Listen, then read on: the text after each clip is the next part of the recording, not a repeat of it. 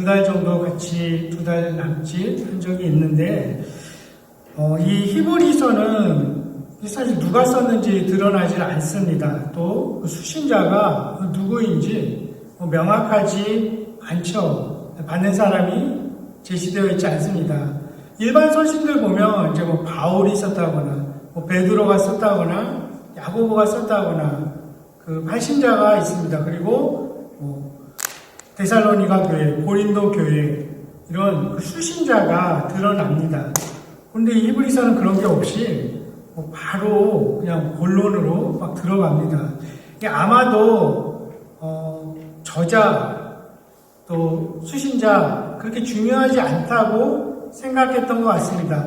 대부분의 학자들은 사도 바울이 썼을 것이다 이렇게 이야기를 합니다. 후에 13장 끝에 보면 이제 디모데 이야기도 나오고 또 이렇게 히브리인들에 대해서 그 율법과 제사제도에 대해서 바울만큼 잘하는 사람이 있을까 싶기도 하죠. 그래서 아마 바울이 썼다고 여겨지는데 어쨌든 그런 게 중요하지 않은 것 같습니다. 이제 바로 막 본론부터 이야기를 하죠.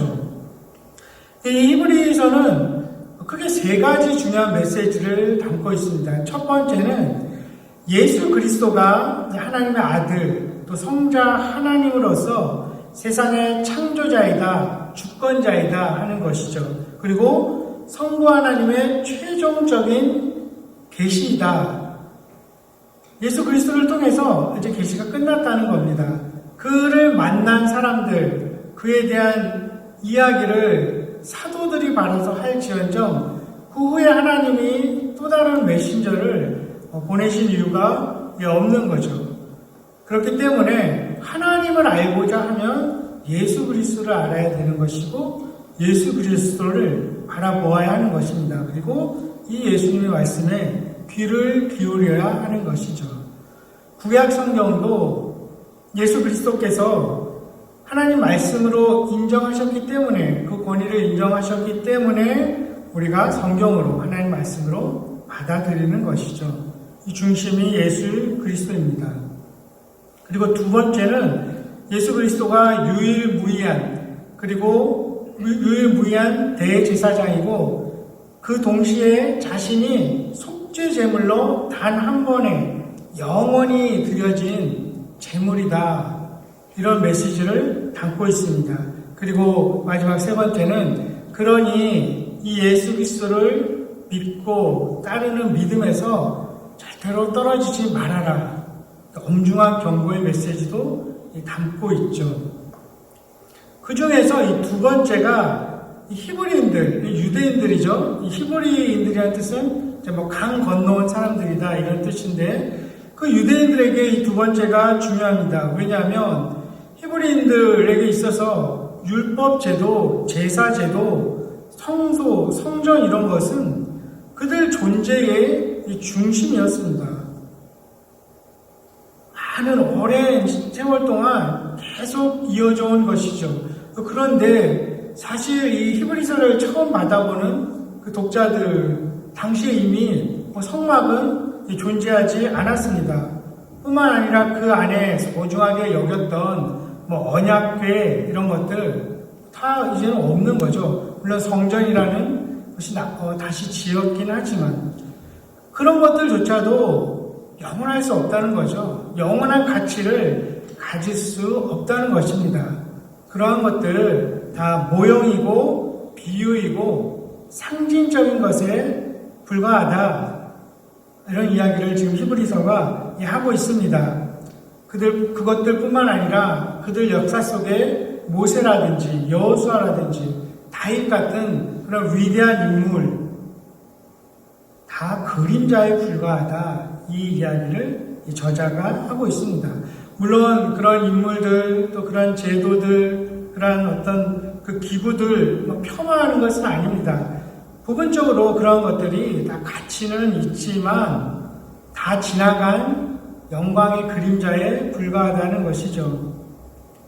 성막, 그 안에 있는 기구 이런 것들 다 하나님께서 직접 모세에게 말씀하셨죠. 출애굽기 25장에서 31장에 보면 지시하십니다. 그대로 모세가 또 부살레 같은 그런 장인들 같이 정성스럽게 만들었습니다. 그들이 보여준 순종, 어떤 신실한 삶, 우리가 본받아야 할 것입니다. 하지만 그렇더라도 그런 것들 다 특정 기간에 한해서 유한했던 것이다. 그런 것들보다 더 좋은 귤에 더 온전한 것, 더 새롭고 영원한 그러한 것이, 그러한 사람이, 그러한 존재가 이제 여러분 앞에 있다는 거죠. 그것이 예수 그리스도입니다. 모든 것이 예수 그리스도를 가리키는 그 표지판에 불과했다는 것이죠. 그들이 지금 보고 있는 그 성전도 훌륭하지만, 그리고 그들의 역사 속에 있었던 대제사장들, 위대한 자들이 있지만 그 성전과는 비교될 수 없는 성전, 그리고 그 대제사장 그 누구와도 비교될 수 없는 영원한 대제사장이 지금 있다는 거죠. 심지어 멜기세덱보다 더 위대한 그 대제사장, 예수 그리스도 안에서 모든 것이 안착되고 완성된다, 이것을 말하고 있습니다. 한 가지 예로, 이 제사 의식 중에서 가장 중요한 것이 피를 뿌리는 것이었습니다. 이 동물을 죽여서 피를 흘리지 않습니까? 그 피 흘림이 있어야만 죄 사함이 있다는 것이 이 제사의 핵심 중에 하나죠.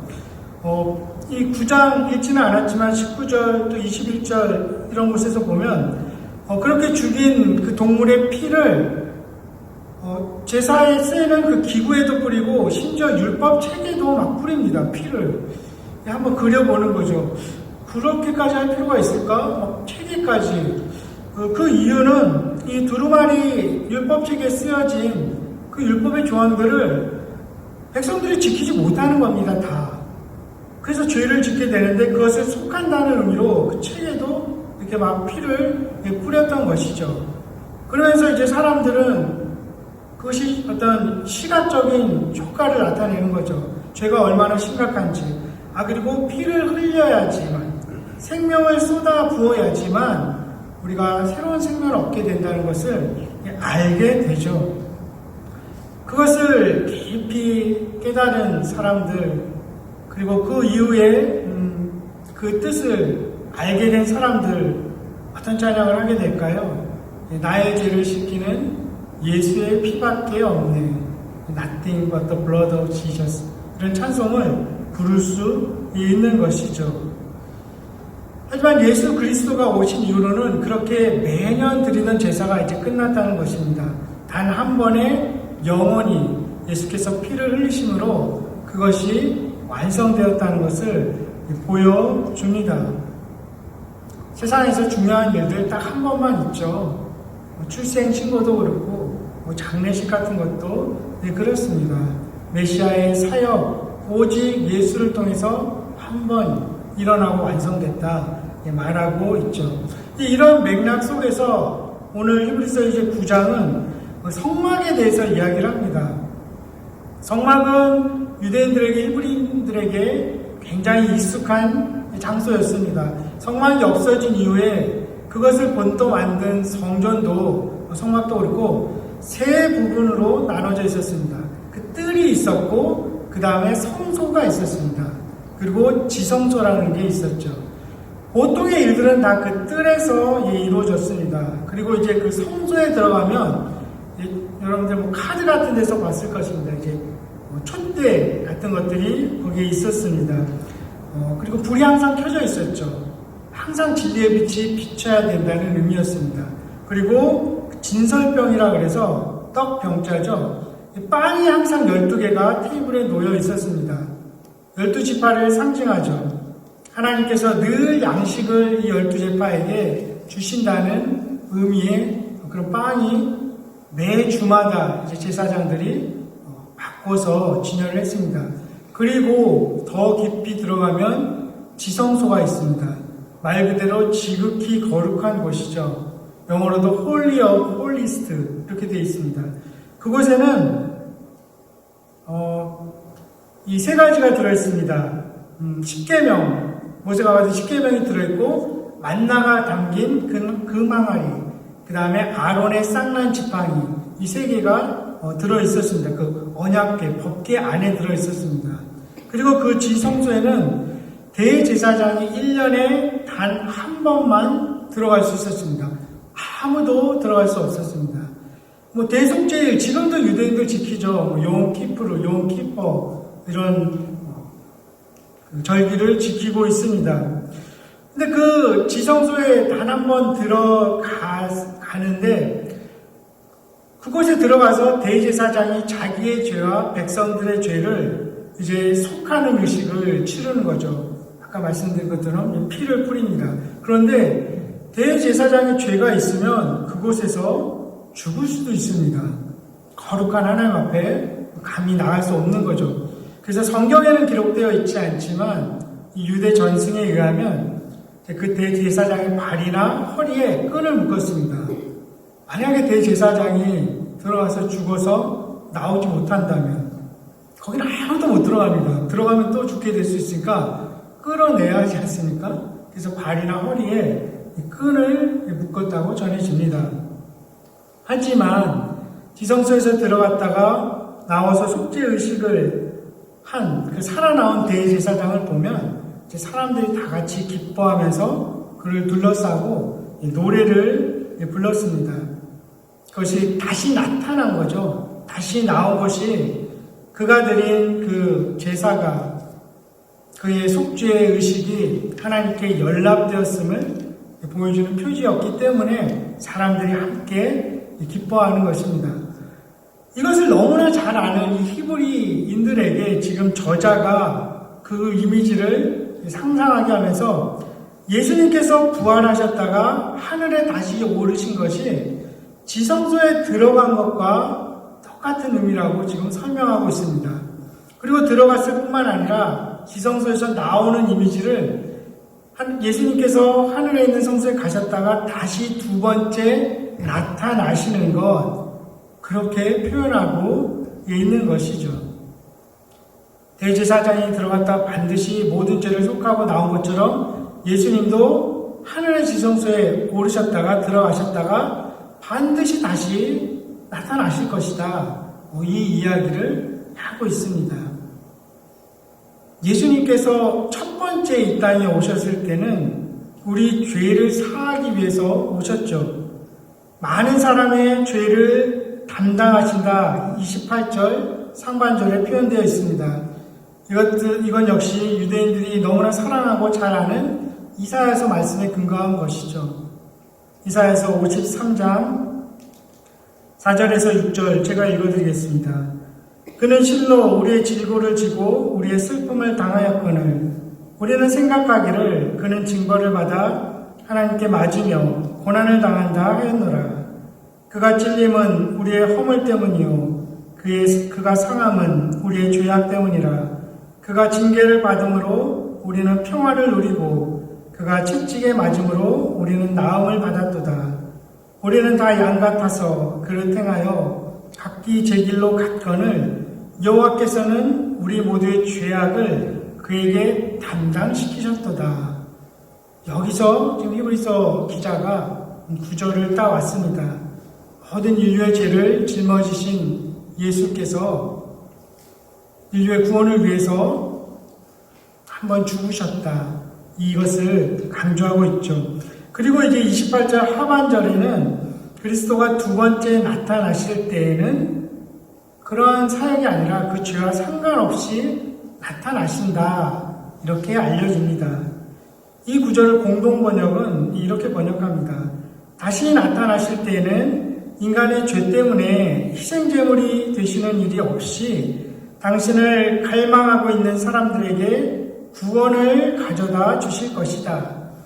예수님께서 이제 두 번째 나타나실 때에는, 재림하실 때에는 그 시작하신 구원을 완성시키시고 약속하신 상속을 주시기 위해서 오신다는 것, 거기에 초점을 두고 있습니다. 그런데 그 날을 맞이할 사람들, 그리고 모든 인류가 먼저 알아야 할 것이 27절에 나옵니다. 유명한 구절이죠. 한 번 죽는 것은 사람에게 정해진 것이요 그 후에는 심판이 있다는 것이죠. 인간에게 죽음은 필연적입니다.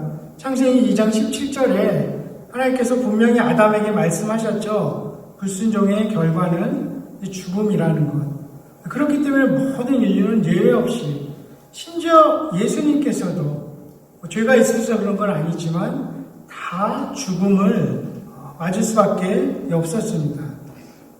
그리고 더 중요한 것은 그렇게 죽으면 끝이 아니라 그 후에 하나님의 심판대 앞에 다 서게 된다는 거죠.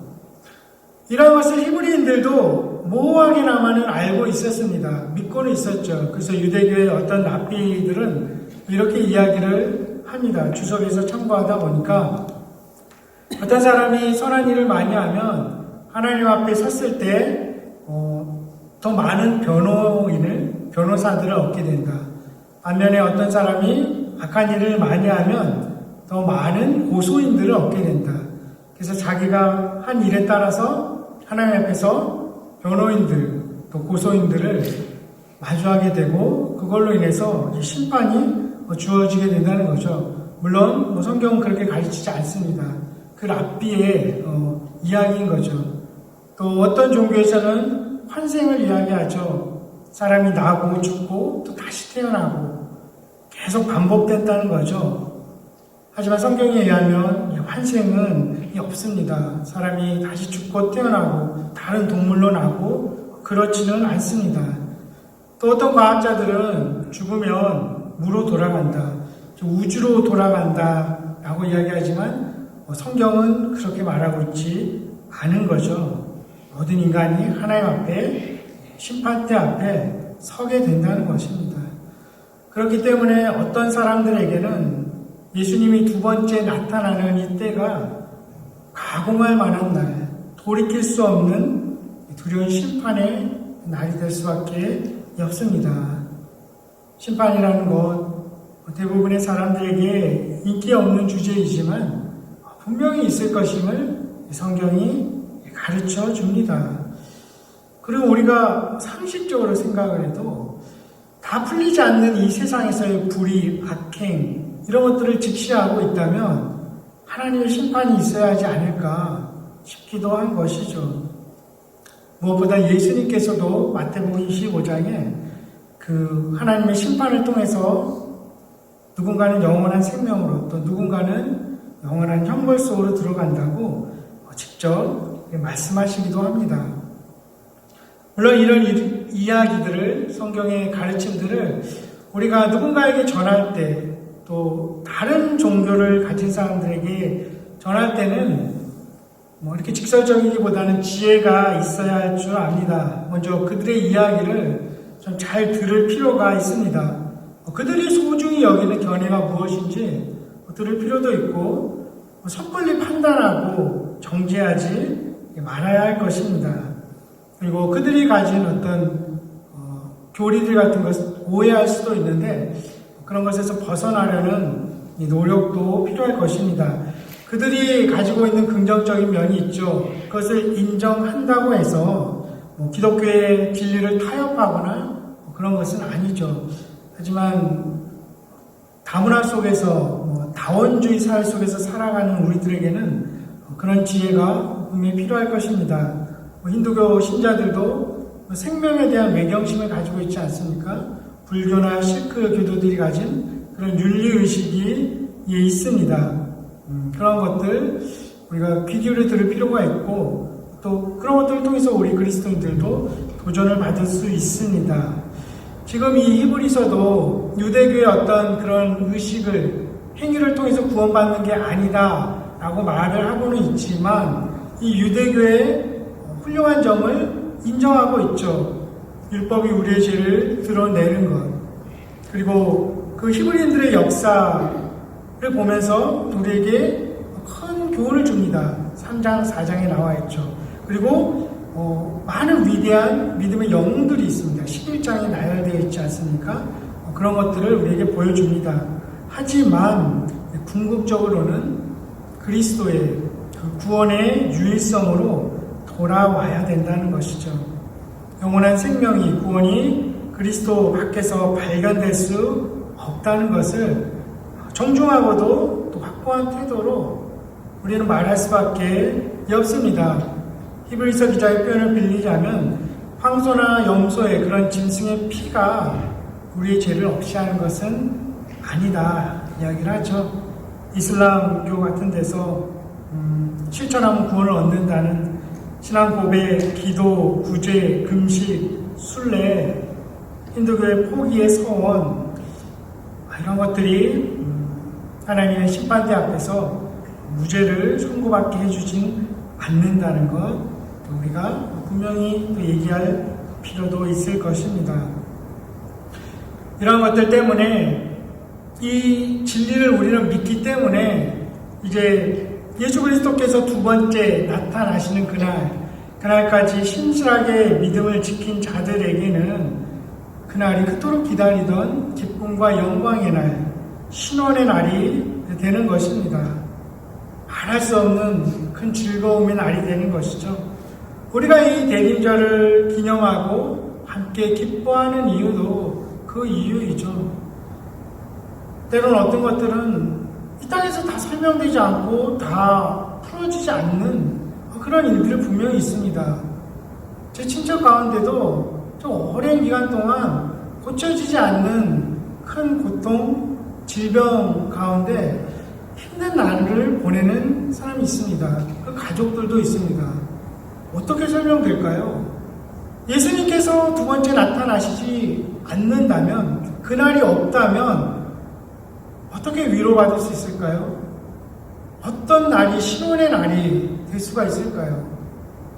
그런 것들을 위해서라도 예수 그리스도께서는 끝까지 그를 믿고 따라가는 자들을 위해서 반드시 다시 나타나실 것입니다. 그리고 그날까지 성령께서 우리를 도우시는 것이죠. 8절에 보면 성령이 이로써 보이신 것은 이런 표현을 합니다. 성막, 제사, 규례들 다 그림자에 불과했다. 모형이다. 실제가 이제 이 땅에 오셨고 다시 오실 것이다. 누가 믿게 하고 깨닫게 합니까? 성령께서 믿게 합니다.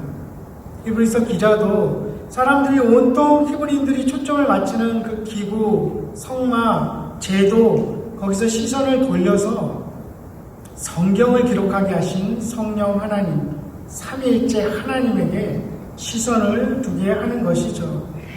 그리고 히브리인들에게도 그리고 우리들에게도 이 땅을 살아가면서도 우리의 삶 속에서 무엇이 모조품이고 가짜고 무엇이 진품이고 실제인지 구분하게 하시는 분이 바로 이 성령님이십니다. 이 성령님의 도우심으로 인해서 우리의 죄와 연약함에도 불구하고 우리는 다시 소망을 가질 수 있습니다.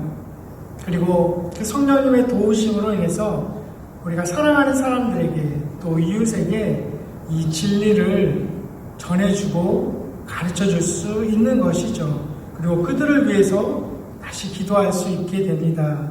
특별히 이 대림절 기간에 그럴 수 있는 것입니다. 예수 그리스도께서는 분명히 약속하신 대로 다시 오실 것입니다.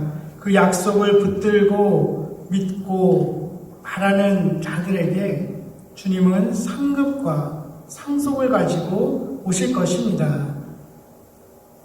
우리 모두는 예수 그리스도의 초림과 재림 사이의 기간을 살아갑니다. 그 시간 우리가 마음대로 살아도 되는 시간이 아닐 것입니다. 두렵고 떨림으로 계속 믿음을 지켜가는 시간입니다. 또 동시에 이미 우리 죄를 사해 주신 그 은혜를 감사하고 그 은혜를 늘 찬양하며 살아가는 시간, 그리고 우리에게 우리 행위와 상관없이 예수 그리스도의 공로로 의해 주어진 그 구원을 우리가 기뻐하면서 어떤 면에서 자유롭게 또 도전하면서 살아볼 수 있는 그러한 기회의 시간이기도 합니다. 그 시간들 속에서 우리는 올해도 어김없이 대림절을 맞습니다. 기다리는 시간, 노아가 방주에서 비가 그치기를 기다립니다. 모세가 시내산에서 하나님의 말씀을 기다리죠. 이사야, 예레미야 같은 선지자들, 그들의 백성의 구속을 기다립니다. 아리마대, 요셉, 시므온 같은 사람들, 하나님 나라를 고대하는 자들이었다. 이렇게 기록합니다. 하나님 나라가 이 땅에 분명히 완전하게 임하실 그날을 간절히 기다리며 신실하게 믿음을 지켰던 자들입니다. 그날이 오면 우리는 더 이상 눈물 흘릴 필요가 없을 것입니다. 우리의 죄로 인해서 고통당하지도 않을 것입니다. 왜라는 의문과 탄식도 더 이상 필요 없는 날이 될 것입니다. 영원한 생명을 온전히 그저 누리게 될 것입니다. 그날을 기다리면서 지성소에 들어갔다가 다시 나온 대제사장과 함께 크게 기뻐했던 그 히브리인들처럼 우리도 다시 오실 주님, 성소의 휘장마저 찢으시고 우리가 하나님 앞에 직접 나아갈 수 있도록 하신 그 위대한 능력의 주님을 맞이하며 기뻐할 수 있기를 소망합니다. 그날이 올 때까지 우리가 신실한 믿음으로 살아갈 수 있기를, 그리고 성령께서 늘 함께 하시며 도울 수 있기를 주님의 이름으로 간절히 축원합니다. 곳에서